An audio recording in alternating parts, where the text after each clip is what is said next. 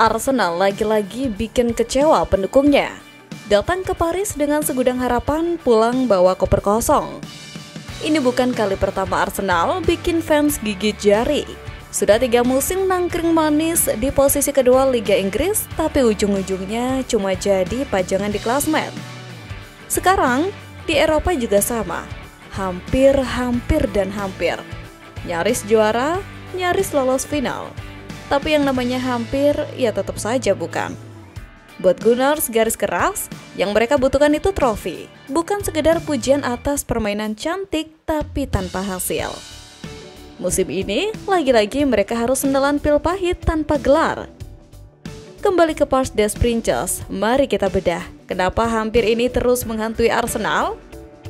Sesuai dugaan, Arsenal datang ke Paris dengan niat membombardir pertahanan PSG sejak menit awal. Taktik lemparan ke dalam jarak jauh ala Thomas Partey sempat bikin keder barisan belakang tuan rumah. Tapi cuma bikin deg-degan tanpa ada gol yang tercipta. Bukayo Saka dan kawan-kawan punya beberapa peluang emas di babak pertama.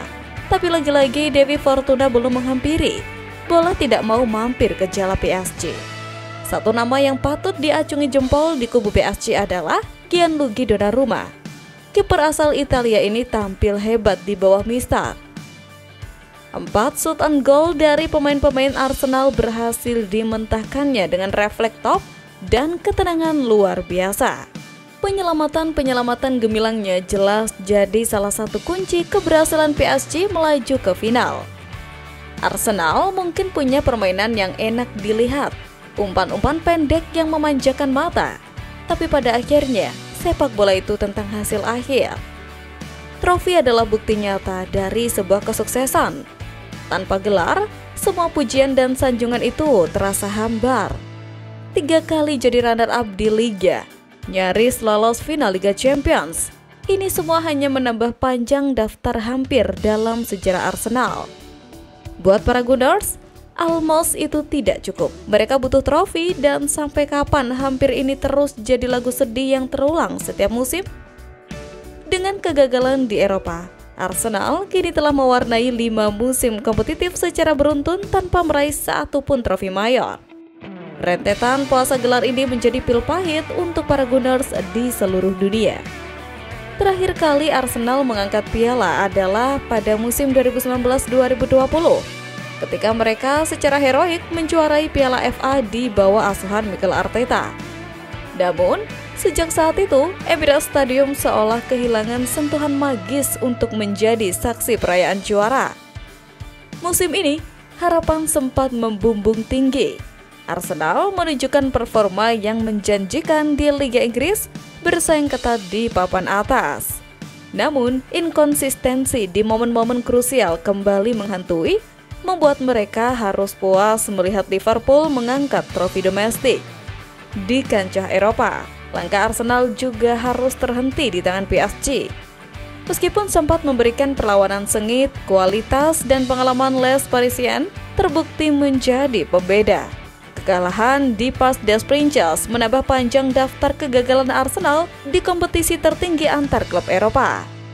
Nestapa 5 tahun tanpa gelar ini tentu menimbulkan pertanyaan besar di kalangan supporter dan pengamat.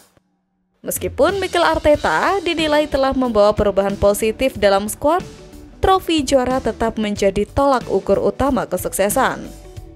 Kini, dengan musim 2024-2025 yang telah berakhir tanpa gelar, Arsenal kembali dihadapkan pada pekerjaan rumah besar.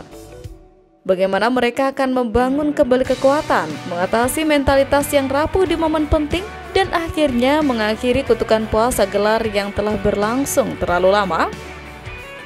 Meskipun Arsenal dilanda badai kekecewaan, gelandang Martin Odegaard meminta Arsenal tak larut dalam kesedihan.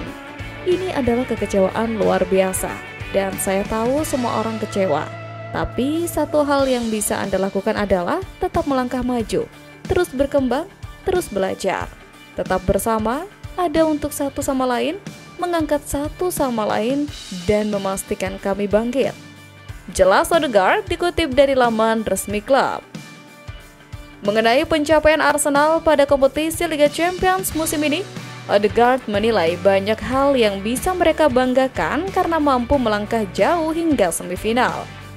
Ini merupakan semifinal Liga Champions ketiga Arsenal sepanjang sejarah, dan Odegaard kembali menegaskan bahwa The Gunners akan belajar dari kekalahan ini. Mengenai jalannya pertandingan leg kedua, pemain berkebangsaan Norwegia tersebut mengatakan mereka memulai laga dengan baik di lini depan dan menguasai jalannya pertandingan serta menciptakan momen-momen besar. Meski begitu, Martin Odegaard menyampaikan bahwa penyebab utama kegagalan timnya terletak pada lemahnya performa di dua area penting, kotak penalti sendiri dan kotak penalti lawan. Dia mengungkapkan bahwa secara keseluruhan, Arsenal sudah mencoba dengan maksimal. Tim disebutnya memulai pertandingan dengan baik, tampil menyerang, menguasai momentum, dan menciptakan beberapa peluang besar. Namun, pada akhirnya, usaha tersebut tidak cukup. Menurut Odegaard, Arsenal tampil dominan di area tengah lapangan. Tetapi dominasi bola itu tidak diterjemahkan menjadi ancaman nyata di depan gawang atau perlindungan yang solid di belakang. Dia mengakui bahwa kinerja tim di dalam kotak penalti tidak cukup kuat untuk menghadapi laga besar seperti semifinal Liga Champions.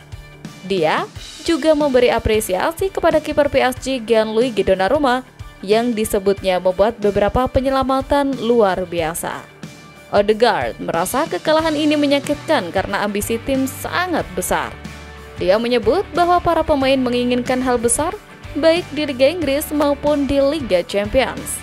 Namun, yang tersisa hanyalah kekecewaan besar. Baginya, satu-satunya jalan ke depan adalah tetap bersatu, belajar dari kekalahan ini, dan menggunakan rasa sakit itu sebagai bahan bakar untuk bangkit di masa depan. Di sisi lain, manajer Arsenal, Mikel Arteta, juga menyebut The Gunners adalah tim terbaik di Liga Champions sepanjang musim ini. Dirinya dengan tegas mengatakan hal tersebut. Arteta beralasan, Odegaard dan kawan-kawan mesti menghadapi PSG di tengah badai cedera. Pelatih asal Spanyol itu menilai anak asuhnya patut diapresiasi usai memberikan perlawanan sengit kendati harus berlaga tanpa pemain kunci seperti Gabriel Magalhaes dan Kai Havertz. Lantas, seperti apa perjalanan Arsenal di Liga Champions 2024-2025? Arsenal mengakhiri fase liga dengan finish di peringkat ketiga klasemen Liga Champions. Mereka mengumpulkan 19 poin hasil dari 6 kemenangan, 1 kali imbang, dan 1 kali kalah dengan total 16 gol dan hanya kebobolan 3 gol. Pada babak 16 besar, Arsenal menyingkirkan PSV Eindhoven dengan agregat telak 9-3. Mereka kemudian mendepak sang juara bertahan, Real Madrid, dengan agregat meyakinkan 5-1 di perempat final sebelum dihentikan PSG.